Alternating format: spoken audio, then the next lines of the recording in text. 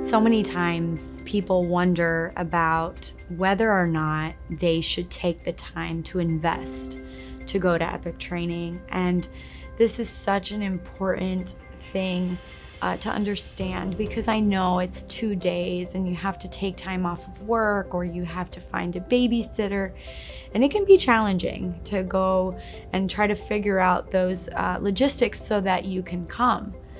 But I want to encourage you. I want to give you some of the reasons why it's so important to be at EPIC training, and what do we do? What do we talk about? And so one of the things that's really important is we talk about how to deal with children with complex trauma, how to work with them, how to set limits with them, how to correct them, how to have a great connection with them so that those correcting times go a lot smoother.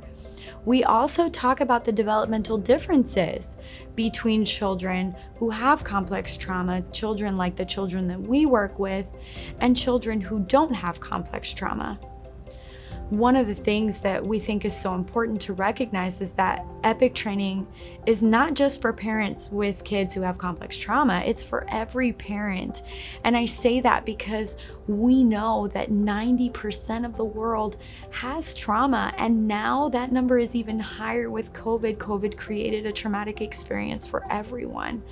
And so we just think it's so great to have those tools to know how to work with your kids, to know how to guide them. And we talk about guiding them in ways that can help set them up for success. One of the things that we share in EPIC training that I find is so impactful to the parents that attend and to everyone who attends, really, because we also have teachers and a variety of people that also want to learn this information so that they can serve our children well. One of those things is the differences, an image of the differences in the brain between children who have experienced complex trauma, much like our kids, and children who have not.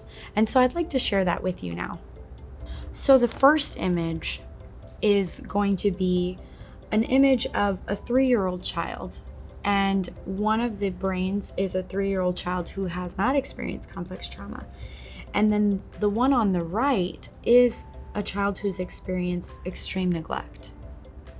And just off of looking at these images, just noticing them for yourself, you might notice the first thing is that the skull size is different.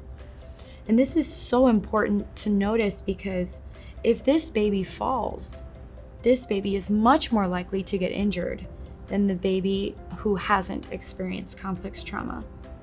Another thing that we notice is much more development in the back of the brain, which is the fear area of the brain.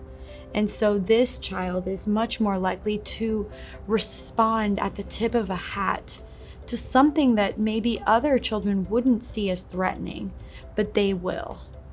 You might also notice that the head is larger for a child who hasn't experienced complex trauma. And that is so sad, because we see what that neglect has done. You can see a profound difference there. In the second image we want to share, we have 2 teenage brains, and one is one who does not have PTSD, and the other one is a brain who does have PTSD. And so we see significant differences, not just in the skull, but now we can see the cerebral spinal fluid. There is more because of the brain actually being smaller on the teen with PTSD. And that is really, really important, because again, this teenager with PTSD is going to respond to fearful situations so much more drastically, because their brain is designed that way. They have experienced a world that has told them that they need to be afraid. And one of the questions that we ask in training is it fair to ask a child who's experienced complex trauma, whose brain is physically different, to do the same things, to expect the same things from them as we would from a child who has not experienced trauma.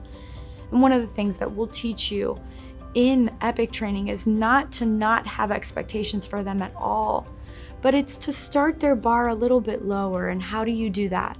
And then eventually you bring them up to where you want them to be, to where they need to be.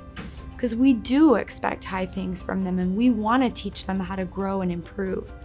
But we want to do it starting from the right place.